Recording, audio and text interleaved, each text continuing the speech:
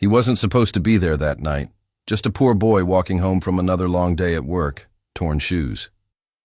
A second-hand jacket, and a tired look in his eyes that said he'd grown up too fast. His name was Arav, 18 years old, working double shifts at a small mechanic shop in the city, trying to keep his little sister in school and his sick mother's medicine stocked. Every night, as the rich sped by in their shining cars, Arav walked those same roads, invisible, unnoticed and unheard, but that night, fate noticed him. It started with a faint smell of smoke in the air, then a flash of light ahead. A loud explosion tore through the silence. Arav froze. His heart pounded. At the corner of the street, a car was on fire, flames shooting high into the night sky. He could hear screaming. A voice, faint but desperate. "Help! Somebody please help me!" Without thinking, Arav dropped his bag and ran.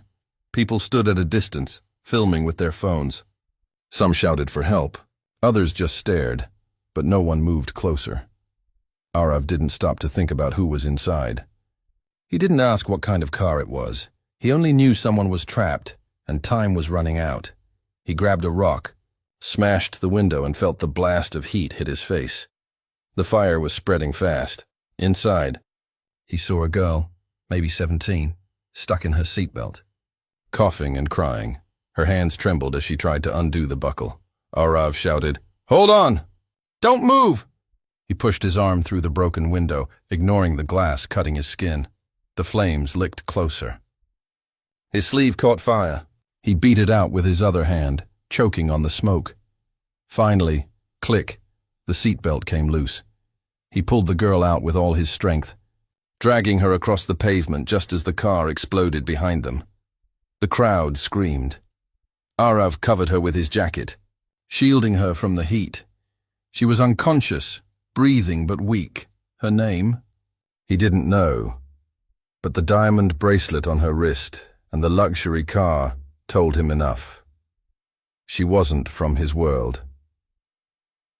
Moments later, a black SUV screeched to a stop. 2 bodyguards jumped out, followed by a man in a gray suit, tall, sharp-eyed and furious. "Where is she?" he shouted.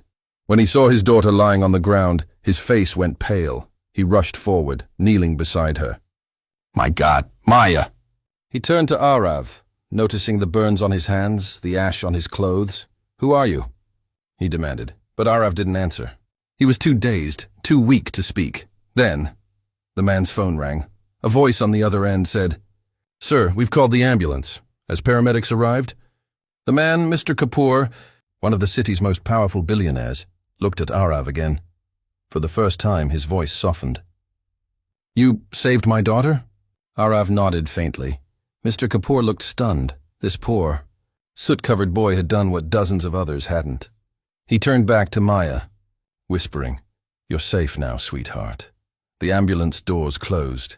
As it drove away, Arav stood in the reflection of flashing lights, the city glowing behind him. He didn't know it yet, but this one act would change his life forever. Fade out on Arav watching the ambulance leave, the sound of sirens blending with soft music. Screen fades to black. But the next morning, when his photo went viral, the world didn't see a hero. They saw something else entirely. The next morning, everything changed. Arav woke up to the sound of his little sister shouting from the next room, "Bye! Bye, you're on TV!" He blinked, half asleep. "What?" She pointed to the old screen in their small apartment. News reporters were replaying the explosion from last night. There he was, covered in soot. Carrying the unconscious girl in his arms, the headline read, "Poor mechanic saves billionaire's daughter from exploding." Arav couldn't believe it. He wasn't looking for fame. He didn't even tell anyone what happened, but someone had recorded the whole rescue, and overnight, it had gone viral. Millions of people were sharing it, some calling him a hero, others asking, "Who is this boy?" But not everyone saw the same story. On one side, people praised his courage. On the other, some mocked him, saying he must have done it for money or attention. Arav ignored the noise. He still had to get to work. Same shop, same boss, same grease-stained uniform. As he walked in, the other workers stared. "Hey, look who's famous," One of them laughed. Another said, "So when's the billionaire gonna reward you, hero?" Arav smiled faintly, shaking his head. "I didn't do it for that." He tried to focus on the cars, but his hands still burned from the flames. Every time he looked at them, he remembered the girl's terrified face, the sound of the explosion, across the city. In a hospital room lined with white walls and beeping monitors, Maya Kapoor opened her eyes. Her father, Mr. Raj Kapoor, sat beside her exhausted. She whispered, "Dad, the boy who saved me. Where is he?" Mr. Kapoor froze. He had already been trying to find Arav, his office full of reporters, phone calls, and public pressure. "We're looking for him, sweetheart." "Don't worry," he said softly. But Maya shook her head, tears welling in her eyes. "He risked his life for me. I need to thank him." At that same moment, Arav's video was trending at #1 on YouTube. Comments flooded in. "Real hero. Not all angels have wings. Give that boy a scholarship." By afternoon, news vans were parked outside Arav's small building. Neighbors peeked through their windows as reporters shouted, "Are you the boy who saved the billionaire's daughter?" "How does it feel to be famous?" Arav didn't answer. He just walked past quietly, trying to disappear. He hated attention. He had seen how fame turned people greedy, cruel, and fake. That wasn't him. But fate wasn't done with him yet. Mr. Kapoor sat at his desk, replaying the viral video again and again. He watched Arav rush into the flames, drag his daughter out, then collapse. Every time, his throat tightened. He was a man who believed money could solve everything. But this poor boy had done something money never could. "Find him," Mr. Kapoor said coldly to his assistant. "Whatever it takes." Hours later, as the sun set, a black car pulled up outside Arav's apartment. Two men stepped out. One of them knocked on his door. Arav opened it, confused. "Mr. Arav." "Yes?" "Mr. Raj Kapoor would like to meet you." Arav hesitated. His little sister looked up from behind him, wide-eyed. He nodded slowly. "Okay." The car ride was silent. He stared out the window, watching the city lights blur past. He'd never been to that part of town before, the part where every building looked like a palace. Finally, they arrived at a tall glass mansion, security guards, marble floors, chandelier lights. Mr. Kapoor stood waiting in the living room, his expression unreadable. "Arav, right?" "Yes, sir." There was a pause. Then Mr. Kapoor walked forward and said softly, "You saved my daughter's life." Arav lowered his eyes. "Anyone would have done the same, sir." "No," Mr. Kapoor said, his voice firm. "No one else did." He gestured for him to sit. "You risked everything for someone you didn't even know." Arav stayed silent. Mr. Kapoor sighed, then added, "You probably think rich people don't care. But I want to change that. Tell me what you need. Money, job, anything." Arav shook his head. "I don't need anything, sir. Just make sure your daughter's okay." That answer hit Mr. Kapoor harder than he expected. He had met businessmen, politicians, celebrities, but no one had ever refused his money before. "Why?" he finally asked. "Why would you help when everyone else stood back?" Arav looked up. "Because my mother taught me something, sir. If you see someone in danger, you don't ask who they are. You just help." There was silence. Mr. Kapoor stared at him. A boy in torn clothes, burnt hands, and eyes full of honesty. He didn't see a poor mechanic anymore. He saw the kind of man he wished he'd raised his own son to be. Maya turned when the door opened. Her eyes widened. It was him. Arav froze for a moment. He'd never been in a hospital room that looked like a five-star hotel, but Maya's smile made it feel normal. "You saved my life," she said softly. Arav shrugged shyly.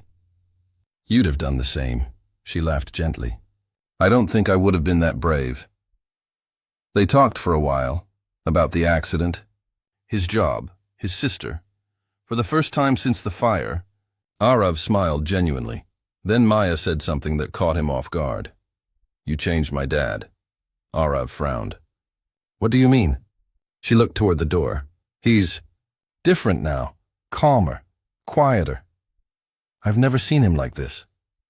Arav didn't know what to say, but deep inside, Something told him this wasn't the end, because when a poor boy's courage shakes a billionaire's heart, the world doesn't just watch. It changes. Sometimes, when life gives you fame overnight, it doesn't feel like a blessing. It feels like a storm you can't control. And for Arav, that storm had just begun. After meeting the billionaire and his daughter, Arav thought everything would go back to normal. Work, home, life as usual. But nothing was the same anymore. When he returned to the mechanic shop, customers stared at him differently. Some called him a hero. Others whispered behind his back. His boss clapped him on the shoulder. "The world's watching you, kid. Don't forget where you came from." The tone wasn't praise. It was warning. Even his neighbors started acting strange. Reporters camped outside his building. A few rich people sent offers, interviews, sponsorships, photo ops, all wanting to use his story for views. Arav refused them all. He didn't want fame. He wanted peace. But peace was hard to find when every phone in the city had your face on it. A few days later, a white envelope arrived at his door, embossed with gold letters. "The Kapoor family invites you to a private dinner to honor your bravery." His little sister squealed, "Bye! They want to thank you properly." Arav smiled, but part of him hesitated. Rich people lived in a world he didn't belong to. Still, something inside him whispered, "Go." That evening, he borrowed a clean shirt from his neighbor and took the bus to the Kapoor mansion. When he entered, everything shimmered. Crystal lights, marble floors, a chandelier like frozen fire. He felt out of place immediately. Mr. Kapoor greeted him warmly. "Arav, I'm glad you came." Maya appeared beside her father, smiling softly. "You look nervous," she teased. Arav grinned. "I've never seen this much gold in one room before." They laughed. For a moment it felt human, not rich and poor, just people. Dinner began. Cameras flashed from the far side of the room. Arav leaned toward Maya. "Why are they filming?" "Oh, Dad's charity partners. They like to document everything," she whispered. But something about it felt off. Midway through the dinner, one of the guests, a businessman with slicked hair, leaned across the table. "So, Arav," he said, smirking, "how much did Mr. Kapoor pay you to save his daughter?" The table went silent. Arav looked confused. "Excuse me?" The man chuckled. "Come on, kid. Poor mechanic runs into fire, saves billionaire's daughter. Sounds like a publicity stunt." Maya's eyes widened. "That's not true." But the man kept pushing. "If it wasn't, why are you here tonight? Free dinner or something bigger?" Arav's fists tightened under the table. He wanted to walk away, but before he could, one of the cameramen zoomed in, catching every reaction, every word. Mr. Kapoor slammed his hand on the table. "Enough!" His voice shook the room. "Arav risked his life for my daughter. This dinner was meant to honor him, not humiliate him." Silence. The man muttered an apology, but the damage was done. Arav stood up quietly. "Thank you, sir. I think I should go." Maya tried to stop him.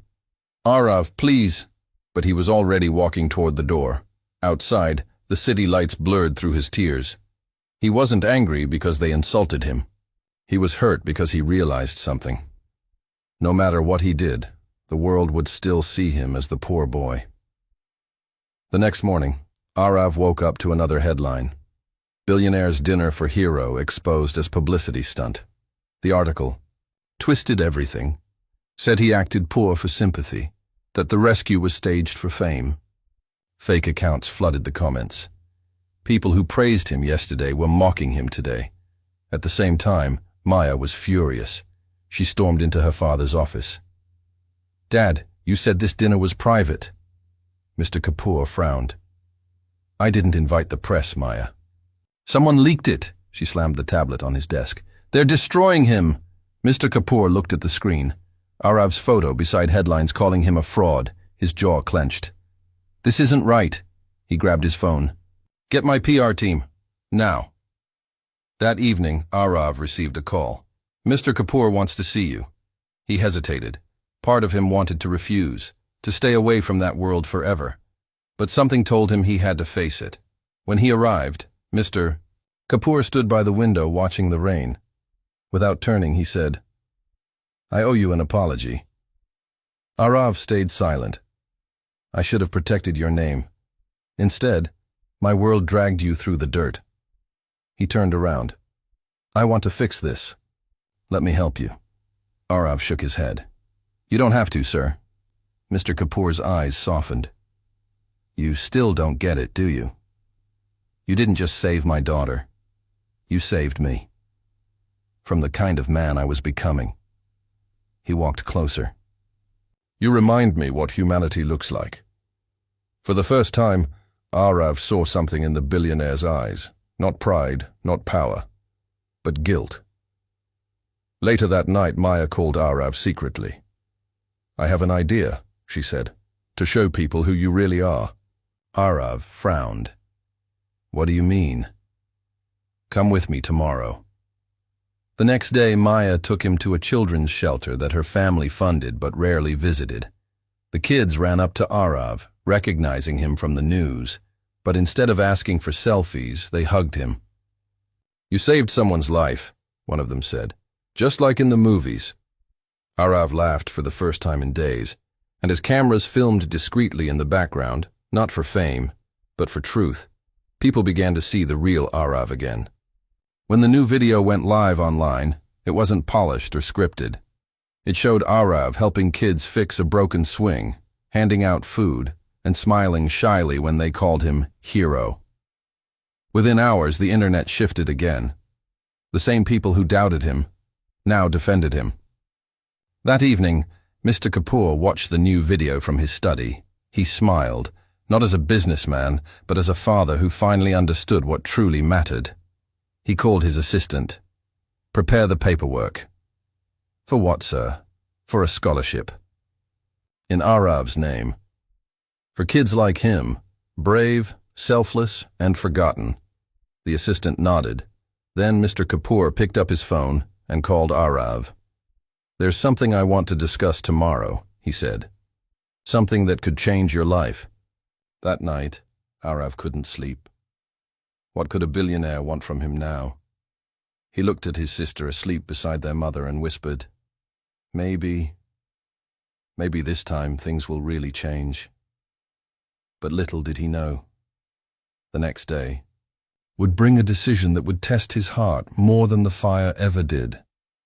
Sometimes, the real flames aren't the ones that burn you, but the ones that change you.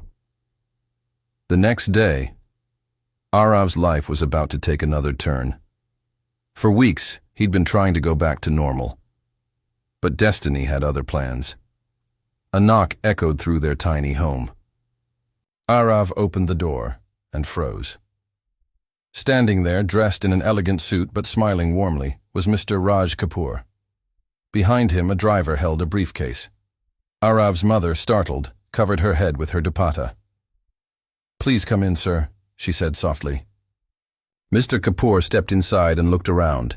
The walls were cracked, the fans squeaked, and the floor was uneven, yet there was warmth in that small space. He sat down. "Arav, I came here today not as a businessman, but as a father." Arav nodded, unsure where this was going.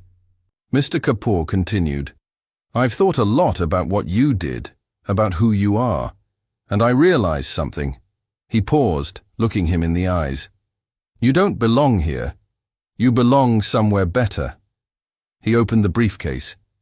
Inside were documents, scholarship forms, a job offer, and an envelope full of cash. "I want to sponsor your education," Mr. Kapoor said. "Engineering, mechanics, whatever you choose. Full scholarship, a job waiting when you graduate. No strings attached." Arav's eyes widened. His mother gasped. That amount of money could change everything, their rent, her medicine, his sister's school. But Arav stayed quiet. Mr. Kapoor leaned forward. "You earned this. Don't see it as charity. See it as gratitude." Arav finally spoke, his voice trembling. "Sir, I don't know what to say," Mr. Kapoor smiled. Just say yes. That night, Arav sat on the rooftop, staring at the city lights. His mother's words echoed in his head. Beta, God sends help in many forms. Maybe this is your chance. But another voice whispered inside him. What if people think you took the money for saving her? What if they call you a liar again? He didn't want to be seen as someone who helped for reward. He wanted his act to stay pure. Not a transaction, but a choice of heart. Down below, his sister was drawing on a piece of paper. A picture of him with a cape, standing next to a car on fire. She looked up and said, "You're my hero, Pai." Arav smiled softly.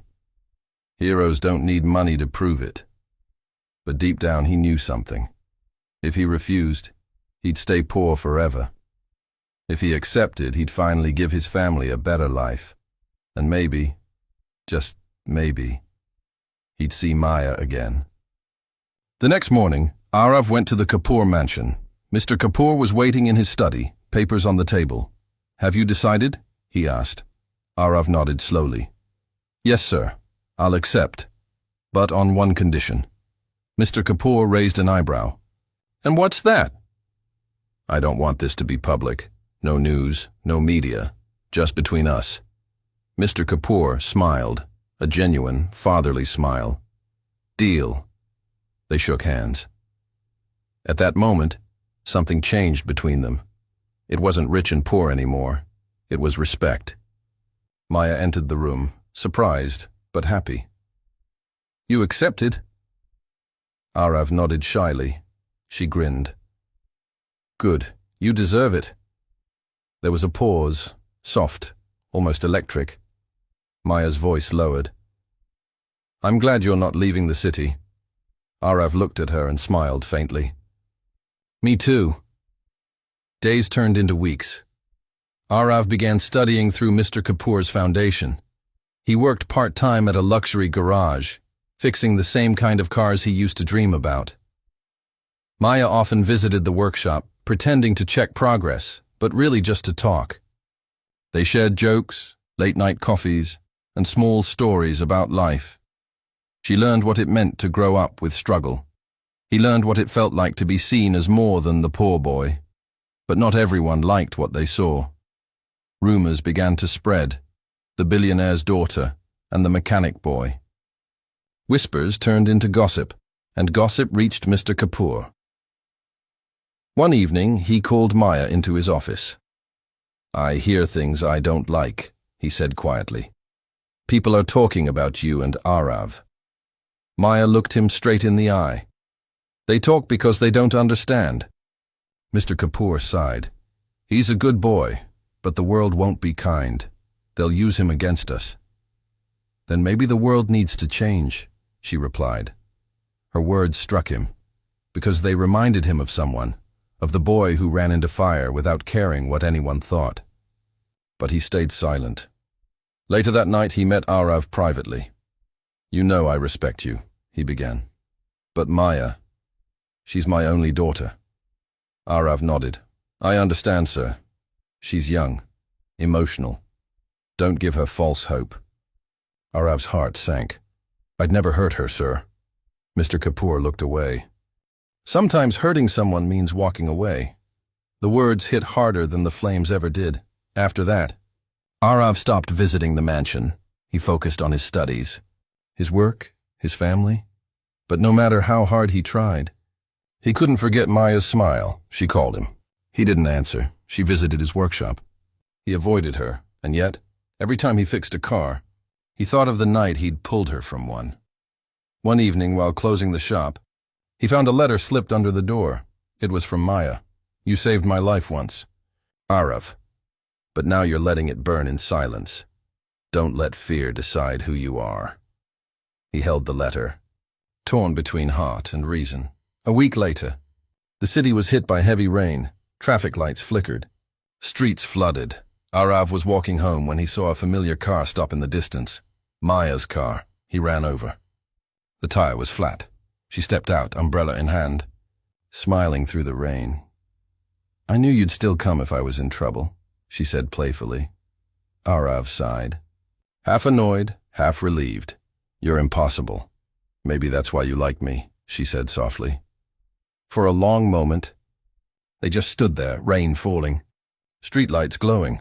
Arav looked at her and said quietly, Maya, your father's right.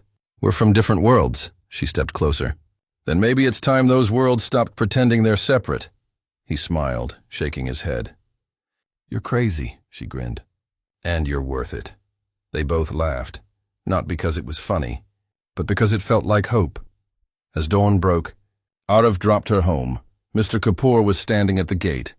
For a second, Arav thought he'd be angry, but instead, Mr. Kapoor simply said, Come inside. Both of you. He looked at Arav long and hard, then said quietly, I was wrong about you, Arav blinked. Sir, you didn't take my money to buy a future. You earned one, and if my daughter sees something in you that I didn't, maybe that's my lesson to learn. Maya smiled. Arav's heart pounded. Mr. Kapoor extended his hand. Welcome to the family, son. Cinematic music swells, slow, emotional golden light through the windows. Arav couldn't speak. He just nodded, eyes wet with disbelief. The man who once looked down on him now saw him as equal. Not because of money, but because of something priceless. Character. For the first time in years, everything felt right. Arav was finally at peace. He had a future, a scholarship, respect, and something he never dreamed of. Love. The poor boy who once fixed broken engines now had a reason to wake up every morning with purpose. But life has a strange way of testing happiness. One evening, while Arav was closing the garage, his phone rang, an unknown number. Is this Arav? Yes, who's this? There was a pause. I'm calling from City General Hospital. It's about your father. Arav froze. My father? The voice continued. He's here. He was in an accident. We found your number in his old wallet. The world went silent.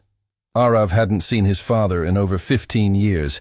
He had left them when Arav was a child, vanished, leaving them to survive alone. Now, he was back.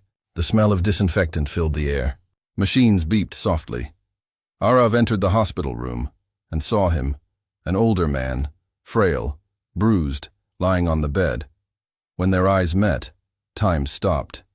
Beta. His father whispered weakly. Arav's fists clenched. Don't call me that. Tears welled up in the old man's eyes. I know I wasn't there. I made mistakes, but you have to listen. Arav turned to leave. Then his father said something that froze him. I used to work for Raj Kapoor. Arav stopped in his tracks. What did you just say? The old man coughed painfully. I was his driver. 15 years ago, but I was fired after an accident. He never knew I had a son. Later that night, Arav went to the Kapoor mansion.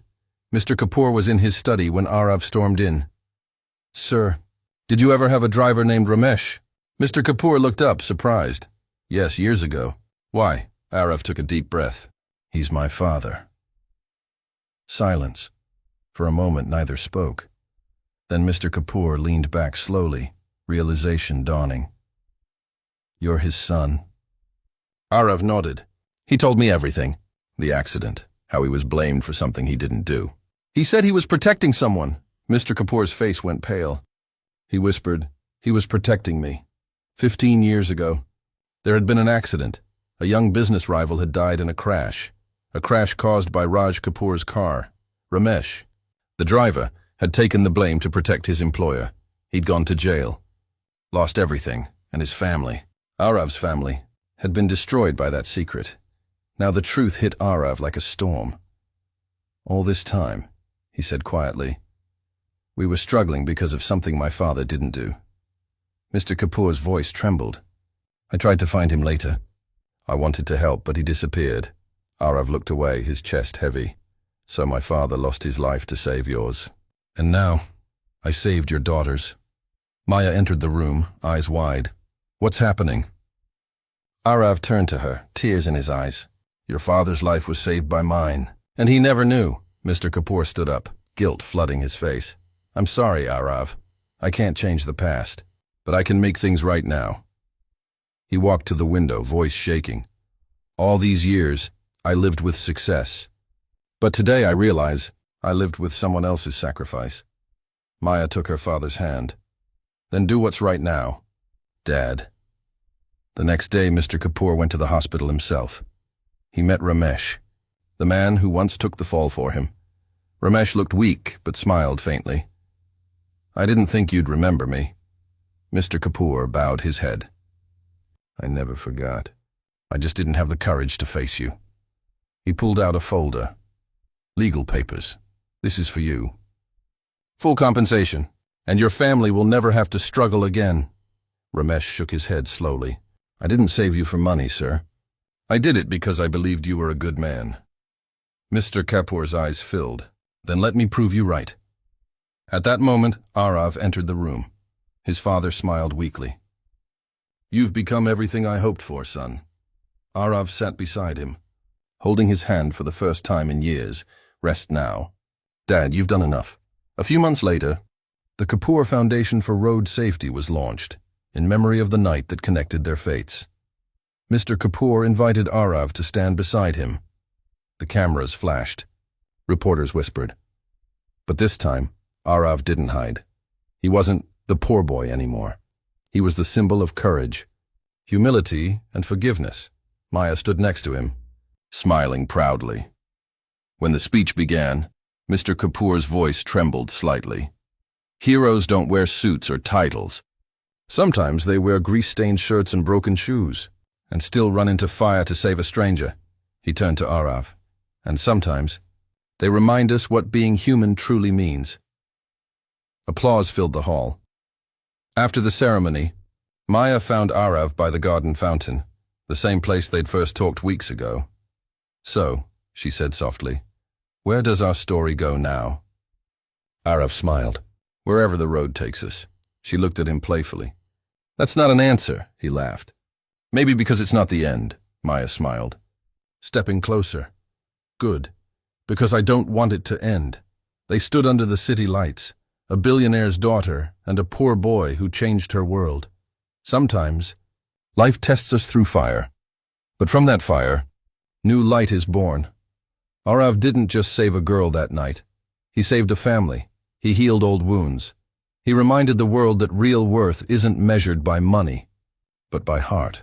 And as the camera pans up to the skyline, the city glowing, rain shimmering on the streets, the narrator says, the boy who had nothing gave everything, and in return found more than he ever dreamed of.